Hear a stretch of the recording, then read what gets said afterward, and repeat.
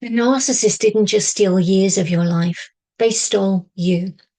Not your body, not your name, but you. The person who used to laugh before ever wondering if they were too loud. The person who used to trust themselves before they started asking everybody else what they should think. The person who knew exactly who they were before you started apologizing for existing. The person who couldn't wait for tomorrow before you started surviving today. They didn't take you overnight, they took you one criticism at a time, one manipulation at a time, one act of self-abandonment at a time. And that's the part that almost nobody talks about. Everybody talks about leaving the narcissist. Almost nobody talks about trying to find the person they left behind. If you've ever looked in the mirror and you thought, where did I go? This video is for you. I'm Angela Darling, and before I ever help survivors find themselves again, I had to go looking for myself. I think this is the greatest theft narcissistic abuse leaves behind, because one day you realize you escaped the narcissist, but you never got yourself back. You don't miss the relationship, you miss the person who was supposed to be living your life. The person who made decisions without asking if they were allowed to, the person who spoke without wondering if you were embarrassing yourself, and the person who said no without feeling guilty for days on end afterwards, who knew what you wanted without wondering whether you were being too selfish, who trusted your own memories without needing somebody else to tell you if they were real or not. And that's the grief that almost nobody sees. People will celebrate because you finally left, and they tell you that you look much happier now, that you must feel free now, at least that it's over now, but you've got your life back now. But inside you're left thinking, then why don't I feel like my life is mine? Because every morning you're still waking up as somebody that you just don't recognize anymore. And that's a different kind of heartbreak. Because nobody tells you you'll be grieving who you used to be while you're still living. You'll hear an old song and you'll remember who you used to be. You'll find an old photograph and you'll find yourself staring at it for a little bit too long, wondering where that person went. And you'll remember how easily you laughed, how excited you were about the future, how certain you were that life was going to be beautiful. And you'll find yourself wondering, what happened to me? And I think this is one of the deepest griefs a survivor can carry. Because it's not just grieving the relationship, it's grieving the years you never really got to live. The birthdays that you barely remember because you were surviving. The holidays you couldn't enjoy because you were walking on eggshells. The opportunities you were too frightened to take, and the friendships that slowly disappeared over the years. The dreams that quietly got put back on the shelf, the version of you who never got to take a chance to become who you were supposed to be. Because they didn't just teach you to fear them, they taught you to abandon yourself. They taught you your feelings would get you into trouble, that your needs would start arguments, that your boundaries would make your life difficult, that your opinions would be criticized one at a time, that your happiness would never last, until eventually the safest person to betray became yourself. And that's a crime almost nobody talks about. They didn't just teach you to abandon yourself. They made you believe that abandoning yourself was the price of being loved. And here's a lie survivors carry for years. They think that they've changed, but you haven't.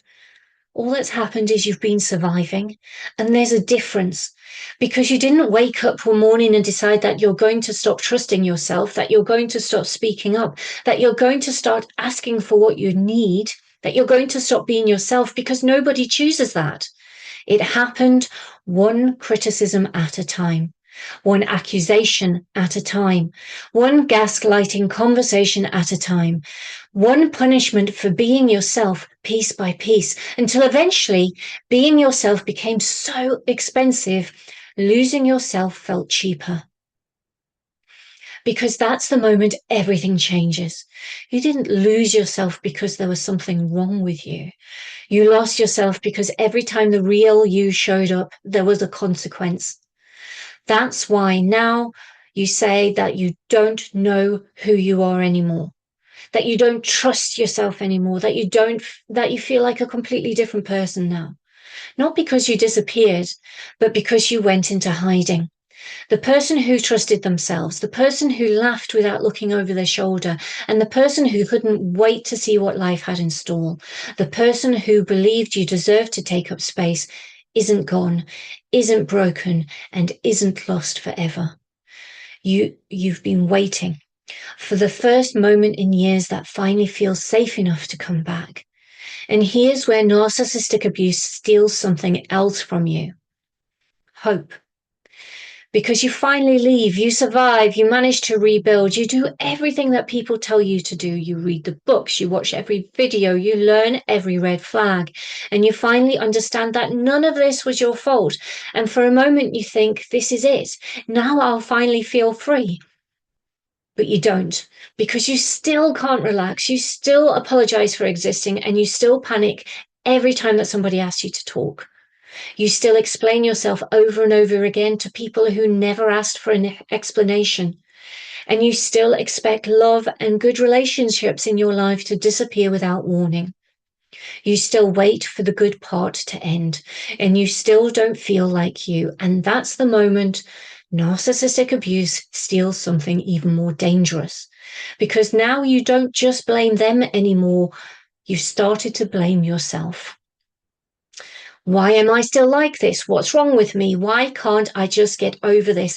And why is everybody else moving on except me? Why am I still carrying this? Do you see the cruelty? First, they convince you you're the problem. Then after you've escaped, they leave you convincing yourself that you're still the problem. That's how survivors lose years, not because they're weak, because they spend those years trying to fix someone who was never broken. And I think that's one of the cruelest things about narcissistic abuse.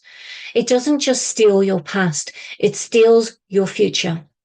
Because while you're blaming yourself, you're not actually living. You're not rebuilding your life. You're not trusting yourself. You're not becoming the person you were always supposed to become. You're trying day after day to repair the damage that you never deserve to carry in the first place. And that's where almost every survivor gets stuck. Not because they don't understand the abuse, but because understanding was never the thing they were missing. There's a name for that place, and that's the awareness plateau. The place where you know everything about the narcissist, but you've forgotten how to come home to yourself. And here's the part that makes me really angry. Because the narcissist doesn't have to be in your life anymore to keep taking from you. Look what they're still stealing. They're still stealing your peace every time you finally begin to relax and guilt shows up instead. They're still stealing your voice every time you swallow what you wanted to say because suddenly it didn't feel worth it. They're still stealing your confidence every time you know the answer but ask somebody else for the answer anyway. They're still stealing your future. Every opportunity you talk yourself out of, every relationship you sabotage before somebody else can leave. Every dream you quietly convince yourself is probably too much for somebody like you. And your children never met the version of you that felt safe. Your friends watched you slowly disappear without really knowing why. And your family lost pieces of you long before you realized they were gone. They're still stealing your life. Not because they're there, because what they taught you still is. That's why I don't believe the narcissist is the final enemy. Because if they were, leaving them would have ended the suffering, but it didn't. Something else carried on where they left off. Every time that voice tells you, don't speak, don't trust yourself, don't ask for too much, remember this. That's not you talking. That's everything they taught you to fear, to survive. That's what I call the survival loop. The part that keeps asking you to betray yourself long after you've escaped the person who first taught you how to do it. And that's why survivors stay trapped for years. Not because they're weak, not because they're broken, but because the narcissist left, but the survival loop didn't. So after everything we've talked about, I need you to hear one thing. They don't get to keep you. They've already stolen years from you. They've stolen the memories of birthdays, of celebrations, of good times, of friendships. They took your confidence. They left you second guessing every choice you make. Nobody tells you how many opportunities you'll miss out on even when they're gone, because you believe that you're still too unworthy to have them. And here's what survivors never expect. You don't get your old self back when you're free, when the relationship ends. Because leaving the narcissist isn't the moment most survivors get their life back. It's the moment that they realize how much of themselves is still missing. And this is the real cruel part, because they stole your life after the relationship too. Think about it. Do you feel how you expected to feel, like your old self? They stole versions of you that should never have had to disappear. But they do not get to steal the rest of your life, because you're not trapped by the narcissist anymore. You're trapped by something else the narcissist left behind. And I call that the survival loop, because here's a lie the survival loop wants you to believe: that this is who you are now, that this anxious version of you is just your personality, that this frightened version of you is just your identity, that this exhaustion version of yourself is all that's left. I don't believe that for a second, because I don't think you disappeared. I think you were waiting while you were surviving, too busy walking on eggshells, apologizing for existing. You were on pause while you were becoming whoever you had to become to get through another day. You waited because you had no other choice. And if that breaks your heart, it should. Because you deserved better. Because you deserve better. Because you deserve to become the person you were always supposed to become. Instead, you spent years becoming whoever survival demanded of you. And that was never your fault. But here's what gives me hope. The good news. Nobody is born believing they deserve breadcrumbs. Nobody is born apologizing for existing. And nobody is born terrified of being themselves. Which means none of this belongs to you. It belongs to everything the abuse taught you to become in order to survive. The survival loop. And anything that was learned can be unlearned, which means it can stop. And one day you'll stop apologizing before you've done anything wrong.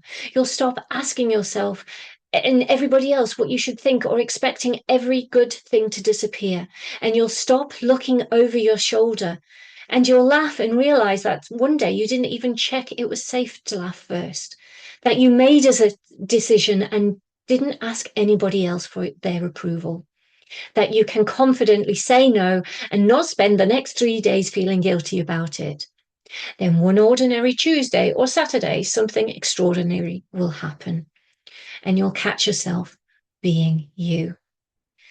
Not the version who survived, the version who finally came home to themselves. That's why I do this work, not because I want survivors to understand narcissistic abuse better.